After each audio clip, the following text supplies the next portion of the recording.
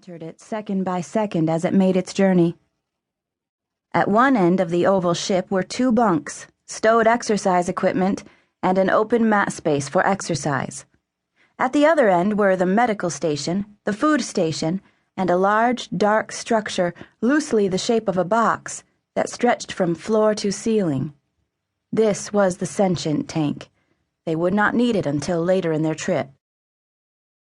Next to the tank was the shower, and Pruit walked carefully toward it. She and Nix said nothing else, not yet.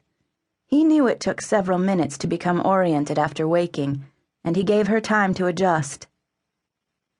She dropped the blanket and stepped into the shower. As the water sprayed out onto her face and body, she felt the same dread she had felt 13 times before.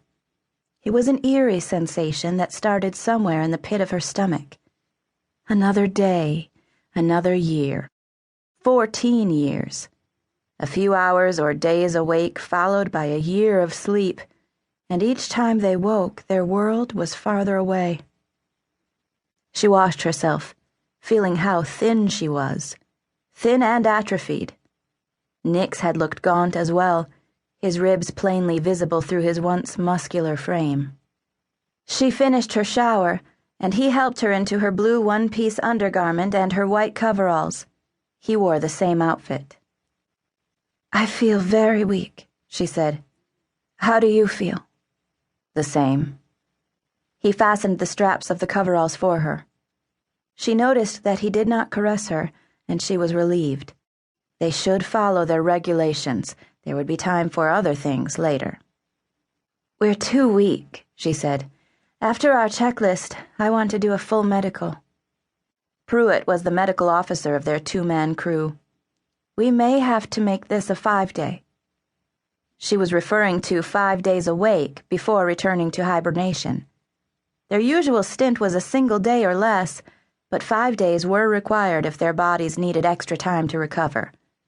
They had been awake for 20 days so far out of the 14 years of their trip.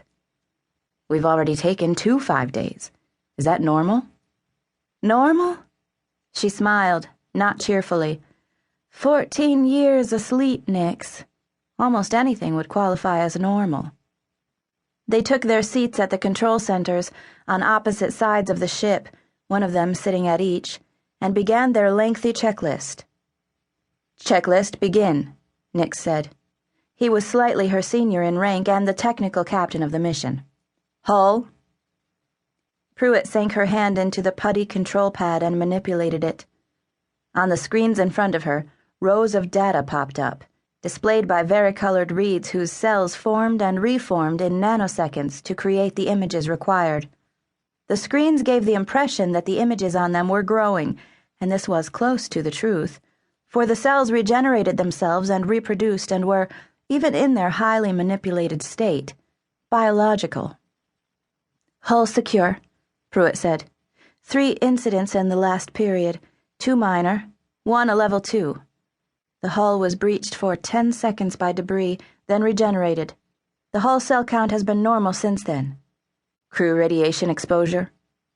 She manipulated the putty pad, and new data appeared. "Minimal. The cribs were sufficient protection." "Internal systems?" Nix asked, moving to the next item on the checklist. This was his to check, and he began a diagnostic test. By the time they had completed the checklist, they had examined in detail every system of the ship. They encountered nothing unusual. Things were running well. "Good," Nix said, marking the list as complete on his screen and asking the computer to file it in the permanent log. "Time to eat." Pruit made a face. It was nearly impossible to regain appetite within 15 hours of waking, but they were required to feed themselves so their bodies would not become too dependent on intravenous nutrition. They ate a small meal of reconstituted meat and vegetables prepared by the ship's food processor. The flavor was good, but they could do little more than choke it down.